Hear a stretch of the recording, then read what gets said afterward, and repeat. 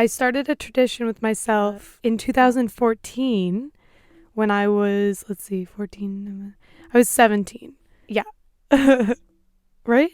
Maybe 16. I would have been 16, turning 17 that year.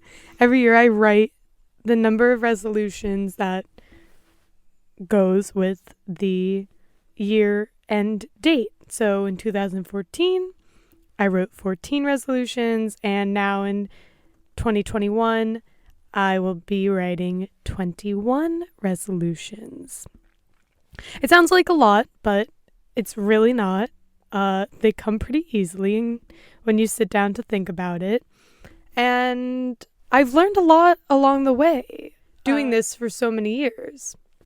I definitely would equate it to a factor in my growth process, for sure. There is something about writing down your goals, sticking with them, checking up on them, and using them as guidelines for your actions throughout the year, throughout the month, and throughout the week. And then daily, and breaking it down like that. I will just say, all of my work in this context has always been done, written out by hand in journals. I think that there's so much to say for that. It is incredible to have amassed the amount of work, the amount of writing that I have over these years. And that is, I think, the number one way to measure your growth, your personal growth, identity growth, all of these different things, your thoughts. It's incredible. Over the past almost week now, I've been reading through my journals from 2020, and it's incredible. It is literally incredible to read my thoughts, how I was working through things that were going through my life in January of 2020, and to witness again, but from an observational, objective view, those same experiences. And it truly just grasps how much we grow and puts it into perspective. So that'll be my little plug for writing things down by hand. This is always, I think, the fun part. You perhaps might disagree right now. I guarantee you, if you do this and you stick with it at the end of 2021, you will not disagree. We're going to write down our 21 goals that will help us to embody our intention and turn our vision into reality. When you're writing these goals, make the first 6 the most important to you. And be specific. The more specific, the better. If you're being specific, 21 goals will not be difficult. You will churn these out, I promise. And don't forget to be compassionate with yourself and set goals that are aligned with who you want to become and how you envision your life, but be compassionate and be reasonable. Focus on tangible actions and feelings to qualify your goal.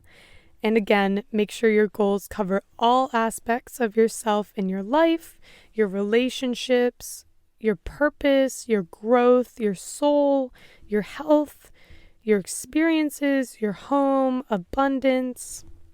What do you want to be a part of your life in 2021? What do you want to leave behind in 2020?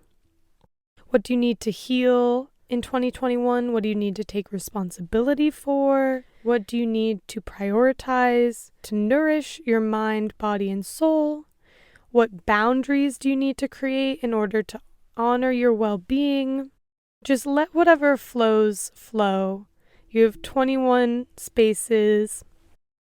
And then we are going to go on our phone, go on our computer, whatever we need to do right now.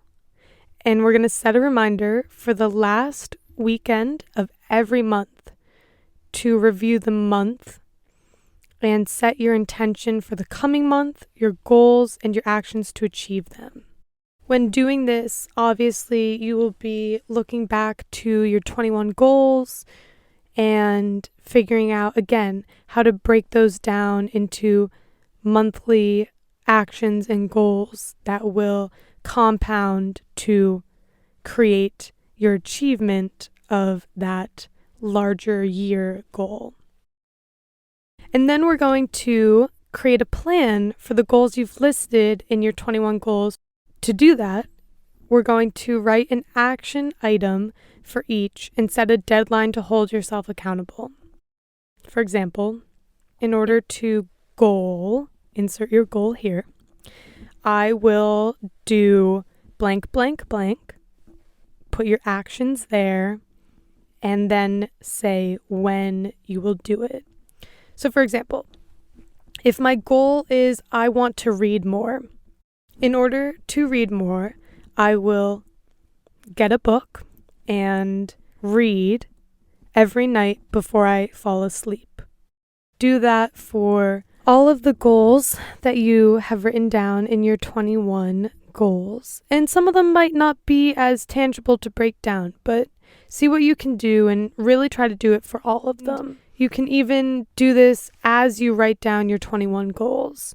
But I find that to keep the 21 goals broad and, again, just tangible actions and feelings, and then really break that down from there into a action statement that creates a plan for those is very helpful. And then again, that guides when you're setting your intentions for the month and reviewing your month, it really helps.